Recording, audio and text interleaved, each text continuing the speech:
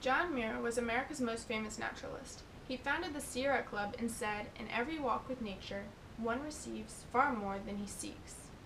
This is something I have found to be true, both from experience and research that I have recently done.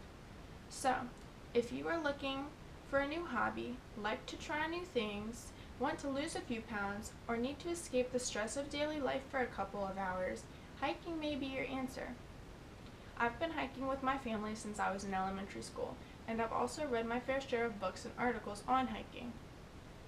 Doctors always encourage physical activity, and hiking is a great form of physical activity that's good for the body, mind, and soul. So first, I will talk about how it benefits the body. Then I'll discuss how it expands the mind, and last, I will explain how it enriches the soul. Hiking is good for the human body in more ways than you may think. The obvious reason is, of course, exercise. Honestly, exercise is good for everyone, and hiking is a great form of exercise. Other than that, it has been known to reduce the risk of disease and lower blood pressure and cholesterol. More specifically, the University of Pittsburgh conducted a study in 2010 that found that hiking a mile a day reduces the risk of Alzheimer's by about half. Arthritis, diabetes, and blood pressure problems can all be decreased and even reversed by hiking daily, according to the U.S. health guidelines.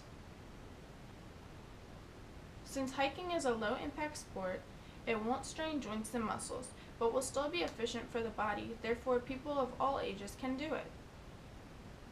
The mind is also healthier in those who hike. According to a study conducted by scientists in the United Kingdom that was reported on medicalnewstoday.com, there's a type of bacteria in soil that can affect the brain in similar ways to antidepressants.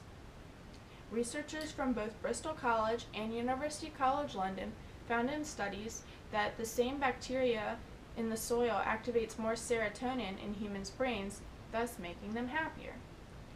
An article on NeverStopExploring.com states that people with memory problems found that those who expended the most energy walking were 27% less likely to suffer from dementia. Data from the National Walkers Health Study found that those who took the longest weekly walks were more likely to use less medication. From personal experience, I found that hiking gives me a chance to think. It's an open space with an open time frame that allows me to be alone with my thoughts. I often feel I make great decisions after long hikes. In addition to the body and mind, hiking can enrich your soul. What does that mean, and how can hiking do such a thing?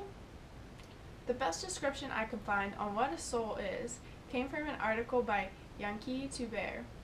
He said that a human soul is the eye of our bodies. With the introduction of the soul, the body acquires life, sight and hearing, thought and speech, intelligence and emotions, will and desire, personality and identity. So, how does hiking enrich the human soul then? Well, the benefits that I talked about previously actually also contribute to soul enrichment. When you feel physically rejuvenated, you naturally feel more uplifted on a mental and spiritual level. It's natural for humans to find peace in nature, which is why hiking is so calming for our bodies. It pushes us physically, but not too much. It helps our mind and soul. I encourage everyone to hike, if not regularly, at least sometimes. Completing a hike is one of the most rewarding feelings I have ever experienced. It's hard work.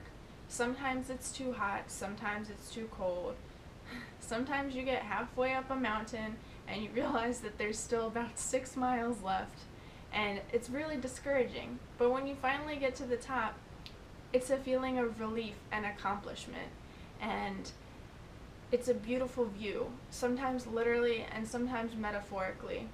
Sometimes the view is created by the hike itself. So, go hike.